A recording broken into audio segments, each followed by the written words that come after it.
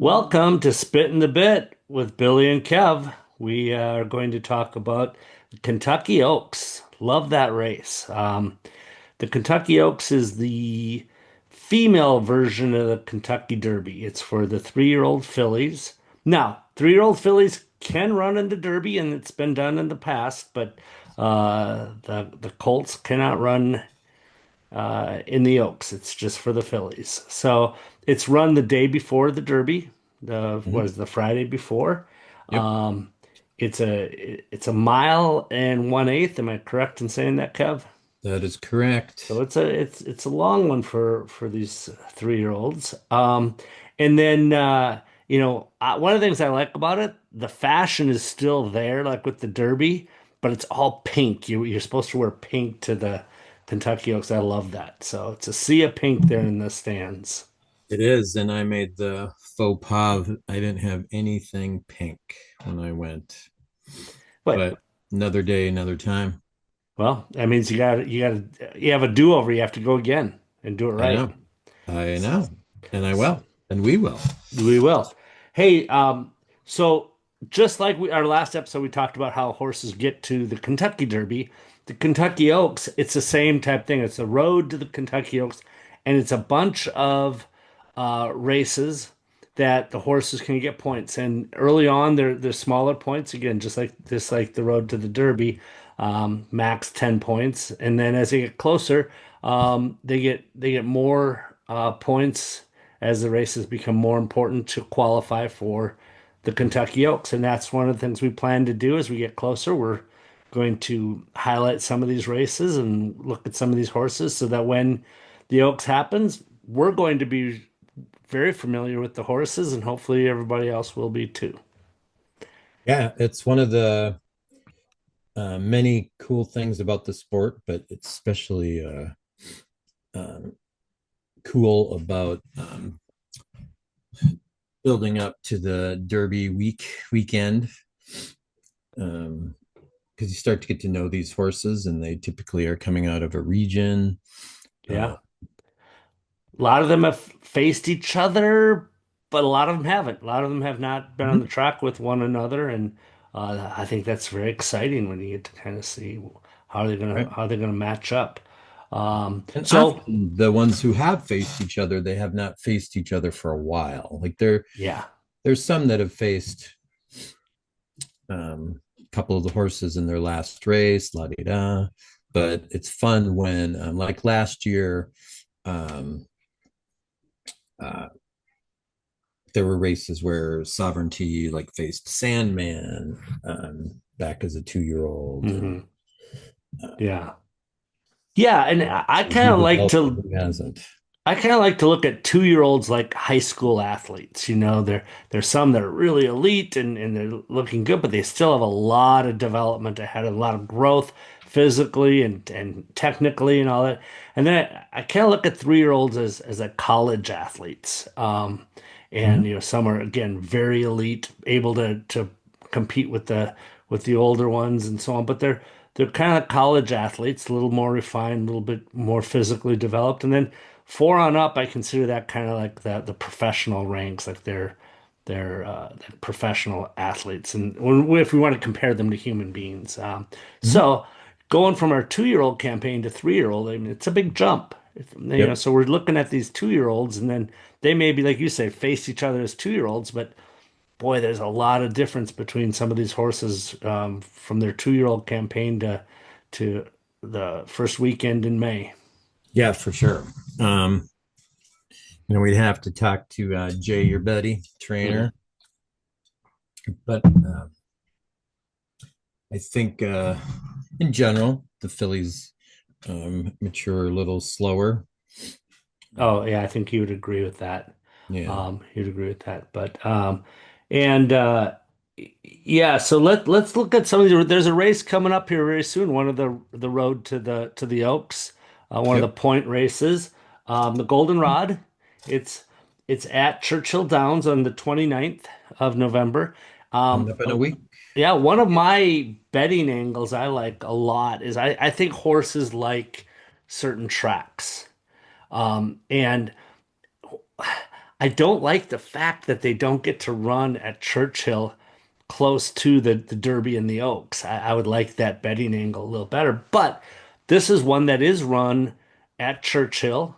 Yep. And one of the very few that are run at Churchill, because again, the Churchill meet doesn't happen right before the months before the Derby and the Oaks. So this one I think is particularly interesting. And first, we want to cover a little bit of the history of the race and some of the horses that have come out of there and done well. And then I know you handicapped that race. I looked at it, and I have the horses. I have three horses I like, but I didn't spend a lot of time at handicapping. I know you ran the numbers and crunched them, and you have some opinions about how the race is gonna come out. Um, so Kev, what are some horses that have ran in the Goldenrod that have ended up doing well in the Kentucky Oaks? Why is this race important? Well, there's some monsters, to be honest. But to start, I mean, last year's Hmm. Oaks winner came out of this race. Good cheer. Yep, the Brad Cox filly came out of this race. Won this race, and then went on to, like you were saying, handled Churchill quite well, and then went on in the first Friday of May to win the Oaks. Yeah.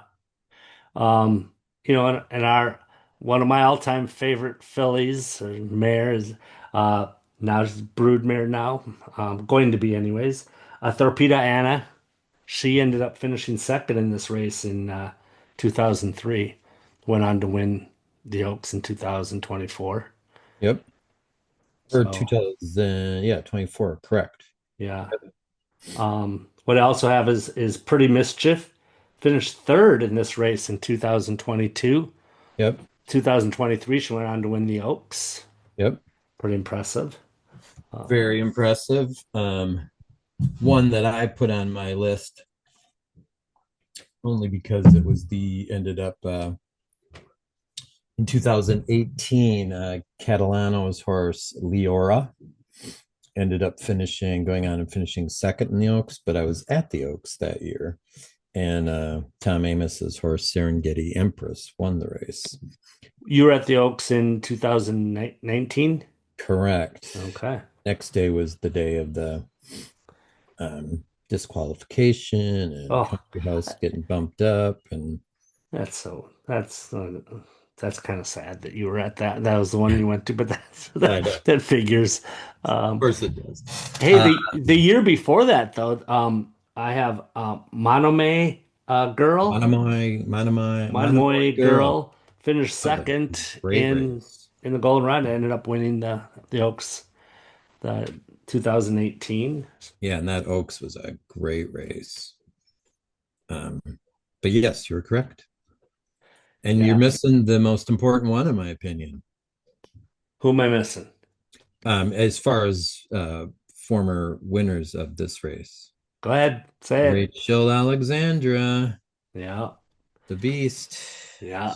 she won this race and then went on to win by 20 plus lengths in the Oaks with one of the cooler stretch drives. Calvin Burrell was looked like a mannequin, didn't even move. Yeah, this race has some great history.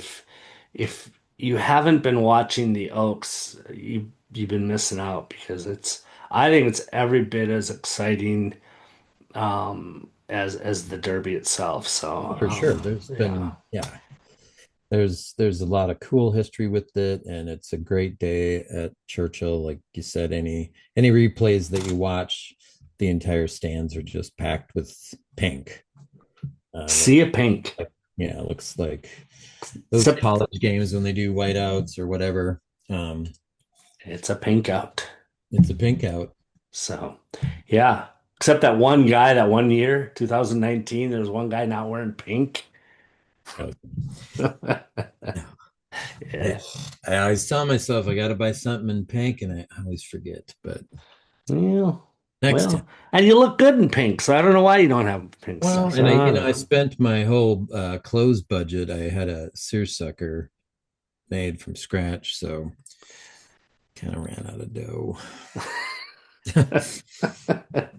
Story of our lives. Exactly. Yeah. Exactly. So, all right. So, hopefully, we've proven that the golden rod is a important horse or important race as it pertains to the Kentucky Oaks. So, with that said, I there's three horses I like in it, and again, I just looked the race over. I haven't really spent a lot of time handicapping, but I do really like the number 12 Explorer. Explorer we watched finish second in the Breeders' Cup. I know it was your favorite to win. And you made some money on the race. I think you had bet her in an exacta both ways, her with all on top and her all on bottom. So Yeah, I mean, at least made a little money. yeah, and she ran well. She did a great job. I think she's a class act. I think she's the class of this race. He certainly has the most back class for sure. I mean, it's not even close. Yeah, and then I also like Life of Joy, the number 6 horse, and the number 13. It's not just because it's got the best name, but I really like this horse, um, the Grumpy Rabbit. I'm gonna be watching that horse just because of the name, but it's a very good racehorse. So those are my three.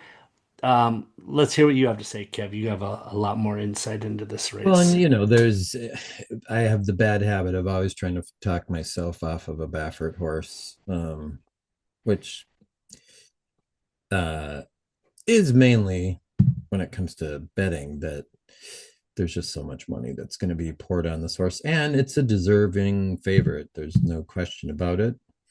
Coming out of the Breeders' Cup Juvie, one convincingly at Santa Anita prior to that too, and 2 seconds, couple firsts. There's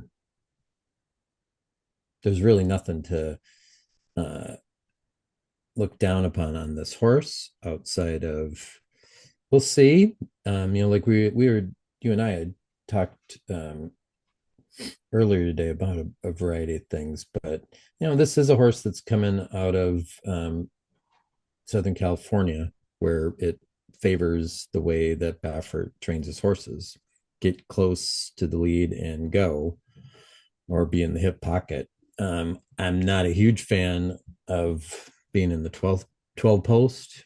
If that happens, I hit, you said that you saw that they already drew the post positions. Is Yeah, that accurate? yeah.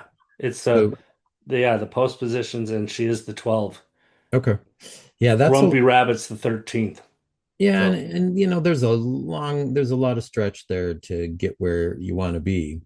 But there's a lot of what's really fun about this time of year with the 2-year-olds too is there's a lot of horses in this race that haven't run 2 turns yet, have run six oh, furlongs or 7 furlongs.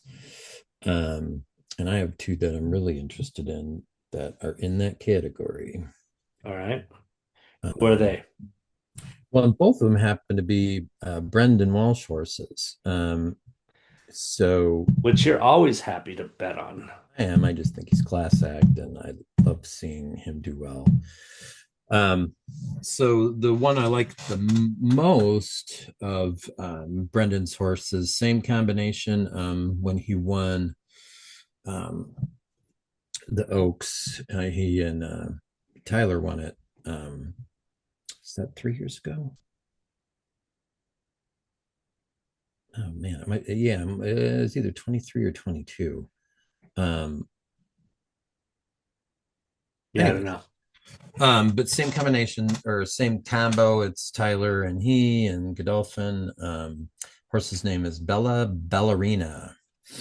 And Uh, that's the 11 horse coming out of the 11. yes, correct. It's only ran one race, main special at Keeneland back in October. Um, Second place horse went on to win its next race. Um, but Bella Ballerina is out of Street Sense by Pretty City Dancer through Tap It. Um, just if you go back and watch that race on the 5th of October, pretty impressive performance. Won by 4 lengths, four and a quarter actually. So I got that as the number 2 horse, and I really like another horse that Brendan has in the race, and that horse is leaving from the 1 post. Um, Ran 7 furlongs. Ran 2 races, won them both. Um,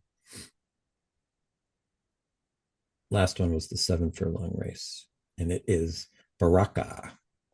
It's Baraka. All right. Concepcion on it. I It's a, also, it's a cool name, by the way. it is, yeah, Baraka's yeah. a cool name. Not quite as cool as Grumpy Rabbit, but No, cool. yeah, and I like that horse too. And there's, there's just a lot of got to do some speculating. Um, Speculating on a hypothesis. yeah, and another horse that I got 4 that I'm really interested in. Let Me Count the Ways, Mike Maker's horse with Joel Rosario. The 5 horse, huh? Yeah, it Yeah. has not run 2 turns, but it won at a mile at Aqueduct, I believe. Yeah, um, last month. So it's So run the distance, just not 2 turns. right, and it won. It's an Uncle Mo horse. Okay. Well, it goes back to Uncle Mo anyway. Um, yeah, those are my 4. But I do like Life of Joy. I mean, obviously it's Brad Cox, Irad Ortiz. You can't go wrong. Mhm. And it's a gun runner horse, and Sure. so yeah, and that horse has won at Churchill.